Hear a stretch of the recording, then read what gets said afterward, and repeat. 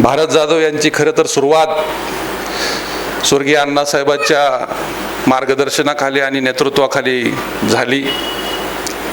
त्याही काळामध्ये संघटनेचा एक पेपर होता, साप्ताहिक होतं, आणि ते साप्ताहिक वाढवण्यासाठी ते साप्ताहिक राज्यभर पोहोचवण्यासाठी भारत जाधव यांचं खूप मोठं योगदान राहिलेलं आहे। साप्ताहिक आपला छावा म्हणून त्यावेळेस संघटनेच्या बातम्या वर्तमानपत्र छापायचे नाहीत, कारण अण्णासाहेबांचे स्टेटमेंटच असे होते की ती लिहायला सुद्धा जड जायचं।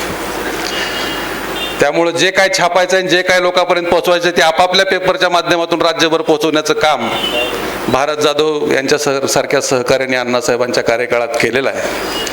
आणि मगाशी सूत्रसंचालकांनी सांगितले की 12 वर्षाचा तप आहे। खरं तर हा 12 वर्षाचा तप आहे, संघर्षाचा काळ आहे, पण भारत जाधव इथं टिकून का राहिले तुम्हाला सांगतो, ते अण्णासाहेब जावळे या विद्यापीठात तयार झालेला कार्यकर्ता आहे।